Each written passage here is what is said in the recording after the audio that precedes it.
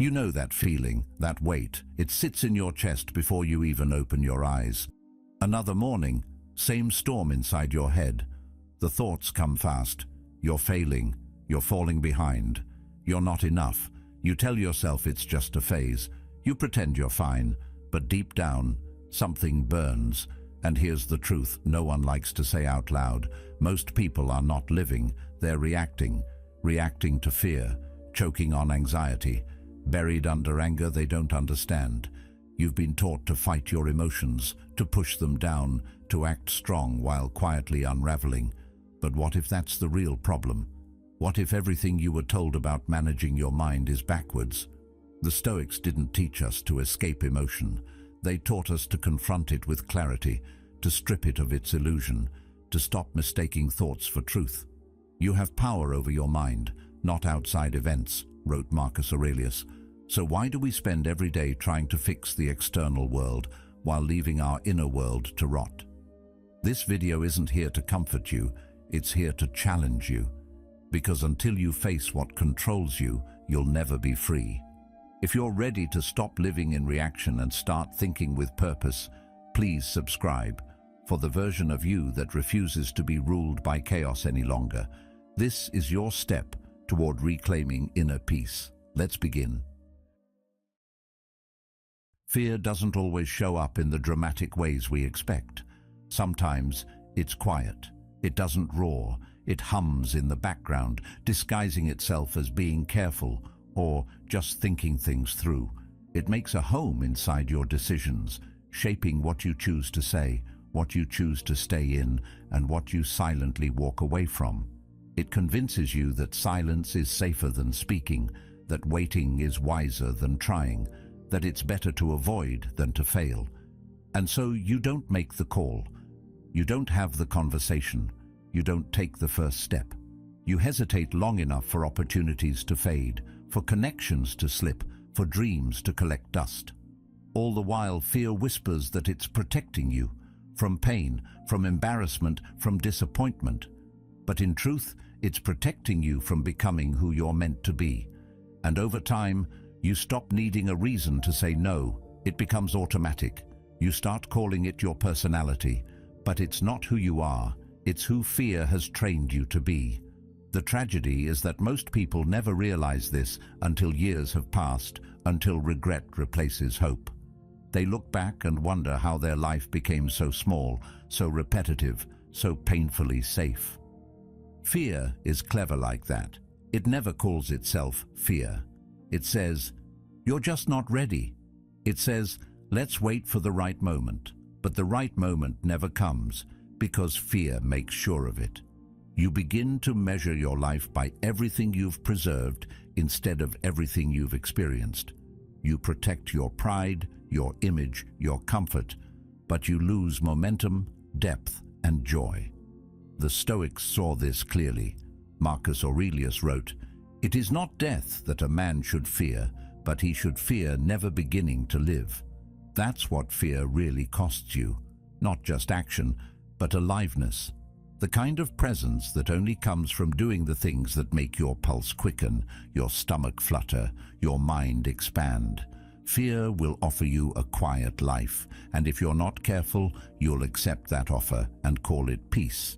But it's not peace, it's paralysis. The shift doesn't begin by pretending fear isn't there.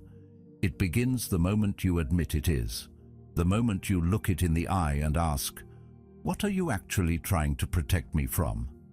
That question breaks the spell, because most fear is not about real danger. It's about perceived threat. And the threat is almost always emotional. You're afraid of being rejected, of looking foolish, of being misunderstood. But none of those things will actually break you. What breaks people is the quiet ache of a life unlived. The weight of wondering what might have been. That's the kind of pain fear doesn't warn you about.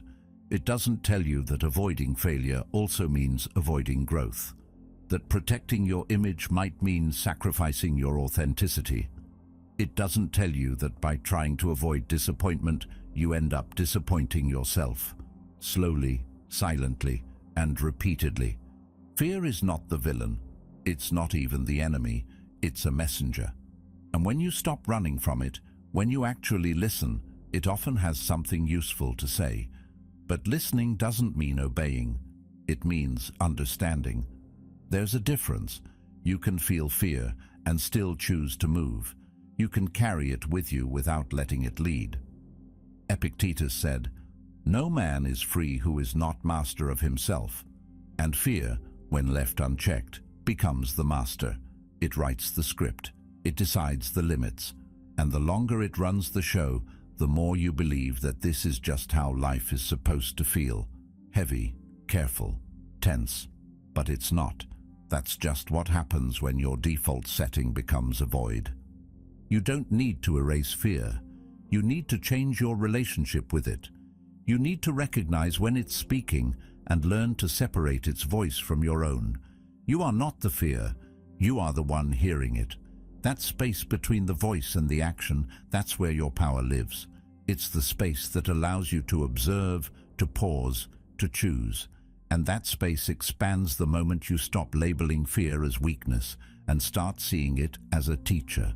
Because every fear, no matter how loud or subtle, points to something important, something you care about, something you haven't yet healed, or something you're meant to step into. Growth will always feel like fear at first. That's how you know you're on the edge of something real. Courage isn't the absence of fear, it's what happens when you act in spite of it. And no, it won't feel good immediately. It might feel terrifying, but underneath that discomfort is energy, motion, possibility. You'll never outrun fear, but you can stop running from it. You can turn and face it, and when you do, it often becomes smaller than you imagined. Less powerful, less permanent, and more often than not, you'll realize the thing you were afraid of was never actually real. It was a projection, a story, a shadow cast on a wall. Carl Jung once said, "What you resist not only persists, but will grow in size." That's what fear does when you deny it. But when you stop resisting, when you meet it with presence and ask what it's trying to teach, you reclaim your strength. You stop living under its rule. You begin to feel something you haven't felt in a long time. Movement. And from that movement, momentum. That's how freedom starts. Not with a massive leap, but with a quiet moment of honesty. The kind where you say, "I'm afraid, but I'm moving anyway." Because your life is too valuable to be dictated by shadows, and the only way to live fully is to stop letting fear choose for you. We've been conditioned to believe there are only two ways to deal with anger: explode or suppress. Say something you'll regret, or say nothing and regret it anyway. But both of these options keep you trapped, because they both come from the same place: disconnection. Disconnection from the message inside the anger, because that's what anger really is, a message. It doesn't come from weakness. It comes from something in you saying, "That's not okay." It's the voice of a boundary being crossed, a value being violated. But if you never slow down long enough to hear what it's trying to say, it turns into something else entirely. It becomes resentment, bitterness, passive aggression, and eventually exhaustion. You can only carry that tension for so long before it begins to break down your body and mind. Most people walk around with silent anger, anger they don't even realize they're carrying, the kind that started years ago but never found its way out. It hides in the way you overreact to small things, in the way you distrust people without knowing why, in the way your chest tightens when you think about a certain person or a certain memory. And because we're never taught to examine it, we normalize it. We call it personality. We say, "I just have a short fuse," or "That's just how I am." But it's not who you are. It's what you haven't released. Or even more importantly, what you haven't understood. Seneca once wrote, "Anger, if not restrained, is frequently more hurtful to us than the injury that provokes it." And that's the tragedy. The damage anger causes when it goes unchecked is usually worse than what caused the anger in the first place, not because anger is bad, but because it's powerful. And anything powerful that isn't understood becomes dangerous. You don't need to fear your anger. You need to get curious about it. You need to ask, what part of me is hurt? What expectation was violated? What fear is hiding underneath this fire? Because anger at its core is pain that hasn't found a voice. It's vulnerability that's armored itself for survival. But armor doesn't just protect, it isolates. And when you live armored, you can't connect, not even to yourself. So what does it look like to deal with anger differently? It looks like pausing, not because you're weak, but because you're strong enough to hold the fire without throwing it. It looks like letting the feeling rise without letting it rule. It means not sending that message, not raising your voice, not reacting until you've asked the deeper questions. And sometimes it means sitting in the discomfort until the story becomes clear. Anger always has a story, and when you hear it fully, it often turns into something else. Clarity, sadness, grief, even compassion. That doesn't mean you excuse what happened. It means you stop letting it live rent-free in your body. There's a kind of quiet power in the person who feels deeply but responds wisely. The kind of person who can walk away instead of explode, who can express truth without cruelty, who can hold tension without passing it on to others. That's not weakness, that's mastery. And it's built moment by moment, breath by breath, in the pause between trigger and reaction. That pause is everything. It's the space where choice is born, the space where you stop being a slave to emotion and start becoming a leader of it. Carl Jung once said, "Everything that irritates us about others can lead us to an understanding of ourselves." And that's the invitation anger gives us, not just to blame, but to see, to look inward, to uncover the part of us that still hurts, that still longs, that still remembers. The more honest you are about that part, the less power anger has to control you, and the more power you have to respond with depth, not just impulse. You won't always get it right. Sometimes the fire will still win, but each time you pause instead of explode, each time you question instead of assume, each time you choose understanding over reaction, you build something rare, emotional discipline, and with it, a different kind of freedom, the kind that doesn't require the world to behave in order for you to be at peace, the kind that allows you to feel the flame without being consumed by it. Anxiety is quiet but persuasive. It doesn't scream, it whispers just loud enough to make you doubt yourself. It pretends to help, offering you a sense of control. It wraps itself in logic and caution and responsibility. It says things like, "Just think it through one more time," or "Prepare for the worst, just in case." And it sounds like you. That's what makes it so powerful. It doesn't feel like a foreign voice. It feels like reason. But underneath that steady voice is a current of fear. Fear of uncertainty, fear of loss, fear of judgment, fear of falling apart. Anxiety convinces you that by obsessing over every possibility, you're staying ahead. But really, you're running in circles, exhausting yourself, rehearsing pain that doesn't exist. It starts small, a forgotten task, a strange look from someone, an upcoming deadline, and before you realize it, your heart rate has climbed, your mind is buzzing, and you're miles away from the present. You play out imaginary conversations, anticipate failures, and catastrophize the future. All while the real moment, the one you're actually in, passes by unnoticed. You're not solving anything. You're bracing. For what exactly? Something vague, something terrible, something you can't define but you can definitely feel. And because you can feel it, you assume it's real. But that's the trap. Feelings are not facts. They are experiences, not evidence. And anxiety is one of the most convincing feelings we have. This moment is what anxiety steals from you. It takes your presence, it takes your clarity, it takes your sense of agency.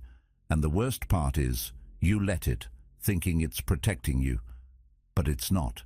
It's tricking you into living as if every thought deserves attention, as if every worry is a warning. But most aren't. Most are echoes, old patterns, Familiar fears, thoughts you've had so many times they feel like truth. But if you looked at them closely, you'd realize they're just that, thoughts, not predictions, not commands, just mental noise with good acting. You don't have to argue with every anxious thought. You don't need to dismantle every possibility. You just need to come back. Come back to the thing in front of you, to the sound of your breath, to the ground beneath your feet, to the task at hand. That's how you reclaim peace.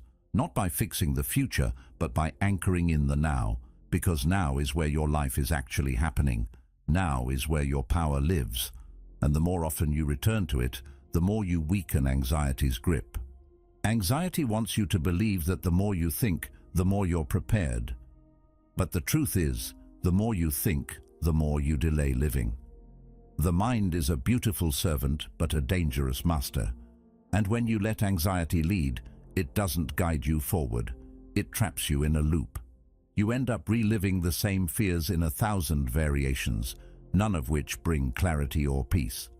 Peace doesn't come from having all the answers. It comes from learning to live without needing all the answers, from learning to trust that you can handle whatever comes, when it comes. That trust isn't built in your head. It's built through experience, through walking into the unknown and realizing it didn't destroy you, through facing discomfort and surviving it, through living through things you once feared and realizing you're still standing. Aristotle said, "Courage is the first of human qualities because it is the quality which guarantees the others." And courage in the face of anxiety isn't the absence of fear. It's the decision to act anyway. It's showing up for your life even when your mind tells you to stay hidden. You don't owe your anxiety every moment of your day. You don't have to answer every what if. You don't have to fix every possible outcome. Sometimes you just have to breathe, to be here, to let the thought pass, and it will pass if you stop feeding it your attention. The more you anchor in the present, the quieter anxiety becomes, not because it disappears, but because you're no longer giving it the final say. And that's all it ever needed to lose its power, your permission. So take it back, return to now, and let the rest unfold in its time. You are not your emotions. This simple truth can change everything, but it's not something we learn easily. We've all been there, caught in the wave of shame, the rush of fear, the heat of anger. Each feeling seems so intense, so all-consuming, that it's easy to believe they define us. The shame after a mistake. It makes you feel like you've failed at being a good person. The fear before taking a chance. It whispers that danger is lurking, that you're on the brink of disaster. The anger? It tells you that someone has wronged you, that you need to fight back. And suddenly, these emotions don't just pass through us, they become us. We start to believe that if we feel angry, then we are angry. If we feel anxious, we are anxious. We think the feeling is a command, not a signal.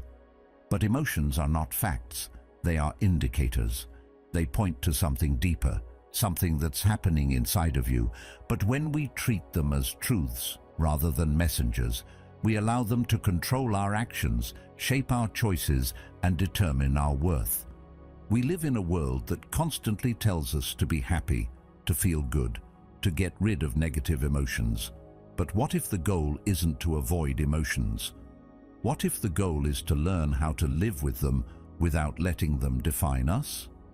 What if feeling sadness, anxiety, or anger is not a weakness, but a signal that we're alive, that we care, that we're human? These emotions are natural. We don't need to suppress them, but we do need to understand them. If you've ever been caught in a storm of emotion, you're not weak, you're human.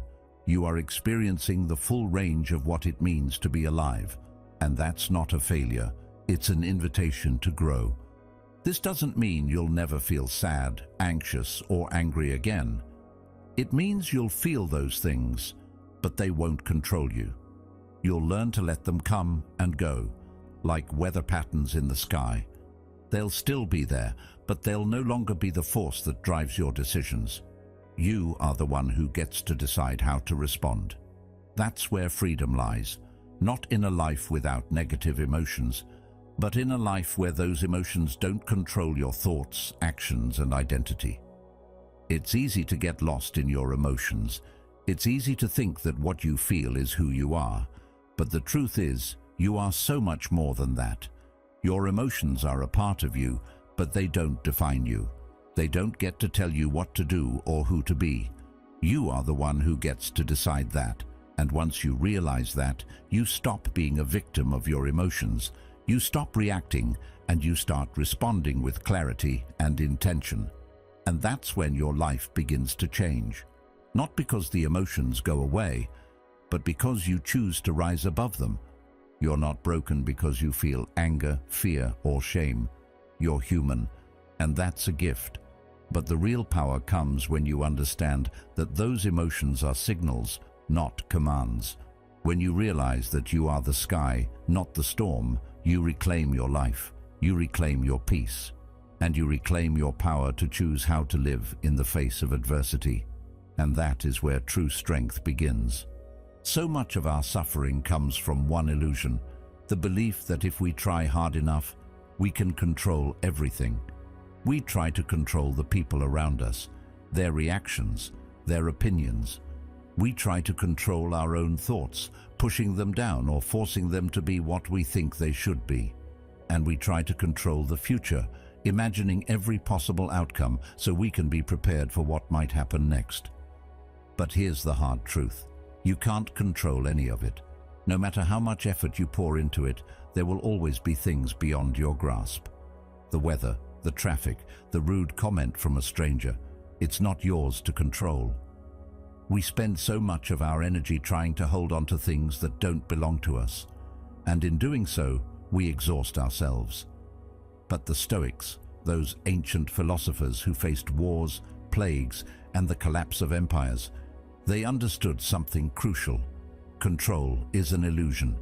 And once you realize that, you can stop wasting energy on things you can't change, and instead pour that energy where it truly matters, into the things you can control. The Stoics didn't seek control, they sought clarity. They understood that the only thing in life truly within their control was their own responses, their thoughts and their actions. What someone else says or does, not yours.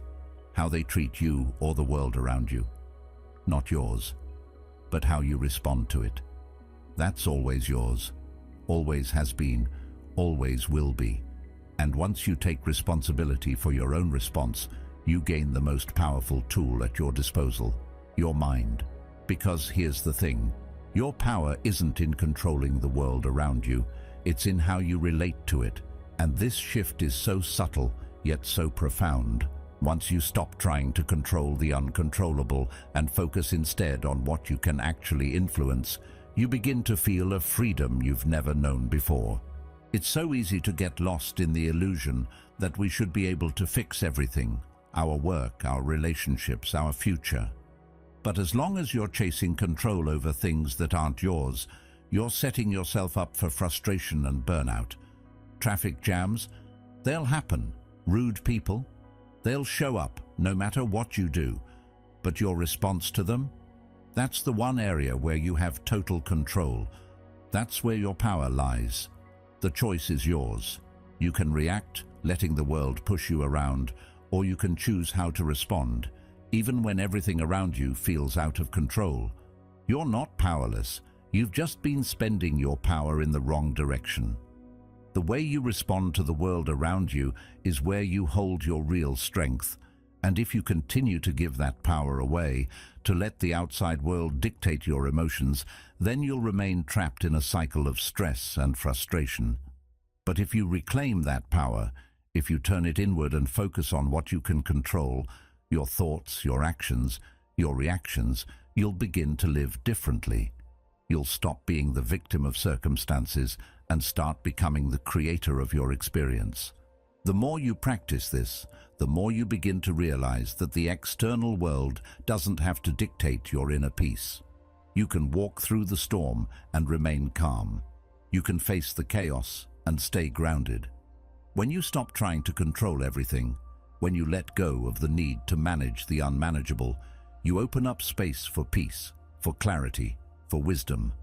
The key here is to stop resisting what you can't control and start focusing on what you can. And what you can control is how you choose to react. That's where your power is. That's the shift from being the victim of life's circumstances to being the architect of your own experience. When you realize this, everything changes.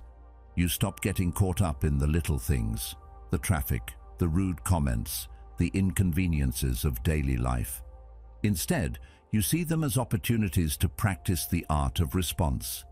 You stop waiting for the world to give you permission to feel at peace. You stop thinking that the perfect situation, the perfect moment will arrive, and only then will you be able to relax. The truth is, there is no perfect moment. There is only now, and in this moment, you have the power to choose. When you focus on what you can control, your mind, your actions, your reactions, you start living life on your own terms. You stop letting external events dictate your happiness, and instead, you create your own peace. It's not about ignoring the difficulties, but about recognizing that you have the ability to rise above them. So, stop wasting your energy on trying to control everything. Turn your focus inward. That's where your power lies. It's always been there. Now it's time to claim it. Mastery of the mind doesn't happen overnight. It's a gradual process, built from the smallest moments, the tiniest decisions, and the subtle shifts you make in how you respond to life. We often think that to change we need a grand, sweeping transformation, but real change happens when you begin with the smallest steps, when you stop reacting on autopilot and start engaging with your mind in a conscious, deliberate way. The truth is, you don't have to fix everything today. You don't have to solve all your problems at once. You don't even have to change your entire mindset in a single breath. What you need is to make a choice to pause instead of react, a choice to take a breath before you speak, a choice to observe your emotions rather than let them dictate your actions. Each small choice, each mindful moment builds upon the next. It's not about perfection, it's about progress. And that progress begins with a decision to stop fighting your emotions and start seeing them for what they are. Fear will show up. It always does. It doesn't need permission, and it doesn't announce its arrival. It just slips in, quietly, insidiously. But when it does, you don't need to run from it. You don't need to try and outrun the feeling. Instead, listen to it. Let it speak. Ask yourself, why am I afraid? What is this fear really about? You may not have control over the fear itself, but you always have control over how you meet it. And when you choose to stop fleeing, you begin to dismantle its power. You don't need to act on every fear. Sometimes the act of acknowledging it is enough. The same goes for anger. Anger, when unexamined, can lead us to react in ways we regret. It flares up, pushing us to speak or act without thinking. But what if, instead of exploding, we simply paused? What if, before we let the anger control our words or actions, we stopped, breathed, and reflected? This shift, this simple pause, is where real transformation happens. Anger, like fear, is a signal. It's a message from within that something needs attention. But it's not an instruction to act rashly. Anger can be useful if you choose to channel it into understanding instead of explosion. Carl Jung once said, "Until you make the unconscious conscious, it will direct your life and you will call it fate." This is the key to breaking free from the autopilot of your thoughts and emotions. When you let your reactions run the show, you are living unconsciously. You're letting fear, anger, and anxiety drive your decisions without even realizing it.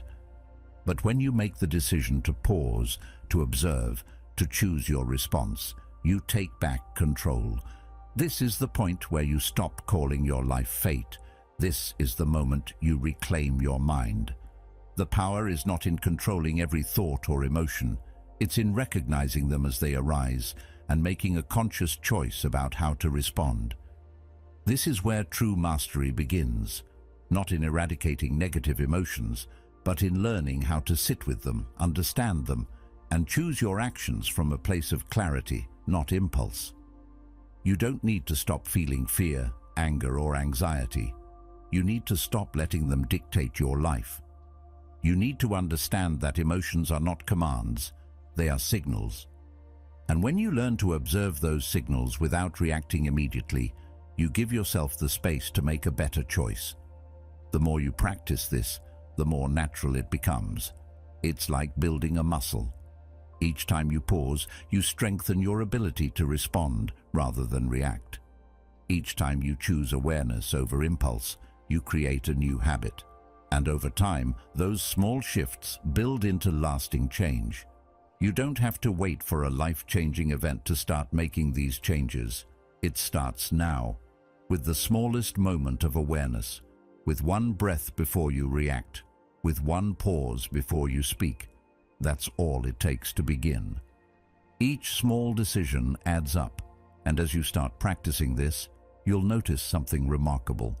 Your life begins to change. Not because the world around you changes, but because you begin to see it differently. You begin to engage with it consciously instead of reacting out of habit. And that's where the power lies, not in controlling everything that happens to you, but in controlling how you meet it. Mastery of the mind isn't about eliminating emotions or pretending that you never feel fear or anger. It's about understanding that these emotions don't define you. They don't control you. They're simply part of the human experience. And when you learn to observe them, when you learn to pause and choose your response, you step into your true power. So remember this, you don't have to fix everything today. You don't have to have all the answers.